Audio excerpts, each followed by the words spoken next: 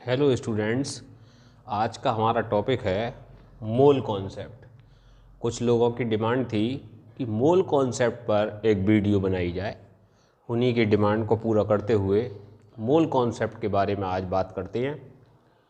Mole concept, वास्तव में मोल क्या होता है? मोल रसायन विज्ञान के अंतर्गत पदार्थ की मात्रा, अर्थात जो क्वांटिटी हम सब्सटेंस की लेते हैं उसे हम मोल यूनिट के अंतर्गत लेते हैं। इसका मतलब मोल केमिस्ट्री के अंतर्गत पदार्थ की मात्रा को मीजर करने का एक यूनिट है मोल। मोल के बारे में अगर हम बात करें तो मोल होता क्या है? मोल वास्तव में किसी भी पदार्थ की ग्राम में मात्रा और उस ग्राम में मात्रा को उसी पदार्थ के अणु भार से भाग करना होता है। अगर वो पदार्थ तत्व है तो परमाणु भार से, और अगर वो पदार्थ यौगिक है तो अणु भार से। फॉर एग्जाम्पल, अगर हम जल के मोल निकालने चाहें, 90 ग्राम जल के मोल, तो W/M इसका सूत्र हो गया, जहाँ W पदार्थ की ग्राम में मात्रा और M जल का अणु भार है। W 90 ग्राम और M 18, 18 पंजे 90, 5 मोल हो गया। यही काम अगर हमारा सोडियम का होता, मान लो सोडियम का, कि 46 ग्राम सोडियम में सोडियम के मोल बताइए, तो सोडियम एक तत्व है, 46 ग्राम सोडियम। तो सोडियम एक एलिमेंट है, तो एलिमेंट होने के कारण यहाँ परमाणु भार 46 और इसका परमाणु भार यानी कि एटॉमिक मास 23 होता है, तो इसके 2 मोल बनते हैं। इसीलिए एटॉमिक मास और मॉलिक्यूलर मास दोनों यूज किए जाएंगे। अगर आगे और एग्जाम्पल देखना चाहें कि 68 ग्राम अमोनिया के मोल कितने होंगे, तो वो ही W/M वाला फॉर्मूला। W का मान 68 ग्राम ले रखा है, 17 इसका मॉलिक्यूलर मास होता है, 17 से जब इसे भाग करेंगे तो 4 मोल आ जाएंगे। अच्छा, मोल में क्वांटिटी लेने से फ़ायदा क्या है? मोल में क्वांटिटी लेने से ये फ़ायदा है कि एक साइंटिस्ट थे एवोगाड्रो, उन्होंने अपने प्रयोगात्मक अध्ययन के आधार पर यह बताया था कि दुनिया के किसी भी पदार्थ की अगर यौगिक की 1 मोल मात्रा ले ली जाए या तत्व की 1 मोल मात्रा ले ली जाए, तो उसकी 1 मोल मात्रा के अंतर्गत अगर यौगिक होता है तो अणुओं की संख्या 6.023 गुणा 10 की पावर 23 होती है, और अगर परमाणु होता है तो 6.023 गुणा 10 की पावर 23 होती है। अर्थात मोल में मात्रा लेकर उस पदार्थ के अणुओं की या परमाणुओं की संख्या निश्चित हो जाती है, पता चल जाती है कि इस पदार्थ के अंतर्गत इतने अणु या इतने परमाणु हैं। इसलिए मोल में क्वांटिटी लेना जरूरी है। अच्छा, अणु के द्रव्यमान का मात्रक, अगर हम किसी का अणु का द्रव्यमान लेते हैं, जैसे H2O का ही लें, तो उसका मात्रक AMU होता है, एटॉमिक मास यूनिट, 18 AMU।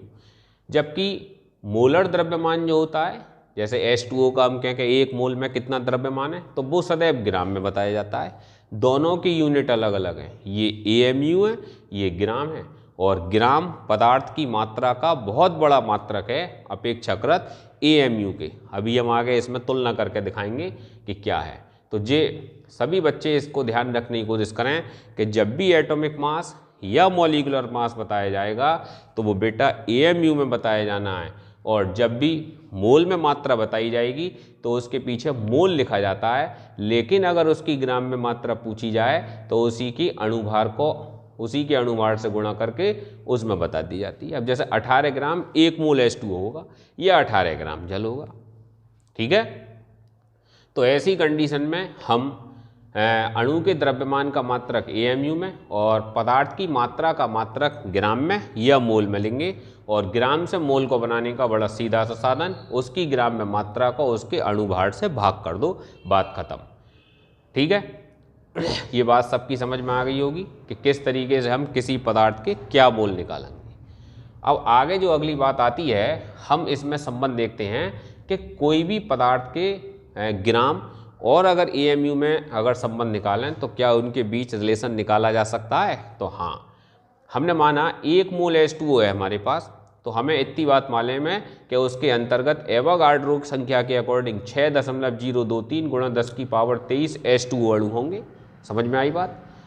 1 मोल H2O का वजन 18 ग्राम होगा, जी हम पहले से ही पढ़ते हुए आ रहे हैं, तो हमने 1 मोल H2O की जगह 18 ग्राम लिख दिया, दैट इज राइट। और अब H2O अणु का यहाँ पर वेट लिखा, तो H2O अणु का वेट हम कितना पढ़ते हुए आ रहे हैं 18 AME, तो हमने 18 AME लिख दिया। 18 से 18 कैंसिल हो गए, तो 1 ग्राम वजन 6.023 गुणा 10 की पावर 23 AMU के इक्वल हो गया। और एक AMU को निकालें तो एक को 6.023 गुणा 10 की पावर 23 से भाग करेंगे, तो ऐसी कंडीशन में ये वजन ग्राम में चेंज हो जाएगा। जब इससे भाग करते हैं तो 0.16603 गुणा 10 की पावर -23 आता है। इस संख्या को अगर हम दशमलव को 1 के बाद लगा दें तो 1.66 गुणा 10 की पावर -24 ग्राम हो जाएगा। इसका मतलब किसी भी पदार्थ की जो ग्राम में मात्रा है और AMU में मात्रा है वो ये संबंध आ गया, अर्थात 1 AMU 1 ग्राम का 1.66 गुणा 10 की पावर -24वां भाग होता है। इसका मतलब AMU बहुत ही हल्का वेट है अपेक्षाकृत किसके, ग्राम के। अब इससे किसी भी बच्चे को कंफ्यूज नहीं होना है कि ग्राम क्या है और AMU क्या है। अधिकतर बच्चों के दिमाग में यही चलता है कि भाई एक H2O अणु का द्रव्यमान 18 है और एक H2O की 1 मोल मात्रा का द्रव्यमान भी 18 है, तो वहाँ H2O अणुओं की संख्या 1 आनी चाहिए, जबकि H2O अणुओं की संख्या होती है ये।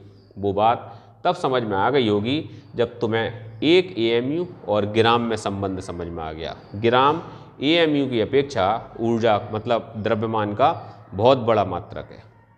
अगर हम इसकी बैलेंस में बात करें तो अगर हम तराजू पर एक तरफ अगर 1 ग्राम वजन का बांट रख देते हैं तो दूसरी तरफ AMU का बांट अगर हमें मिल जाए तो वो हमें 1.66 गुणा 10 की पावर 24 बार रखना पड़ेगा।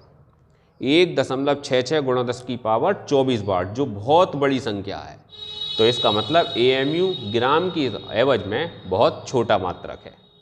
अगर वीडियो से संबंधित कोई दिक्कत कोई सवाल होता है तो कमेंट करके पूछ सकते हैं, और वीडियो अगर अच्छी लगी हो तो लाइक शेयर और सब्सक्राइब करना चैनल को ना भूलें।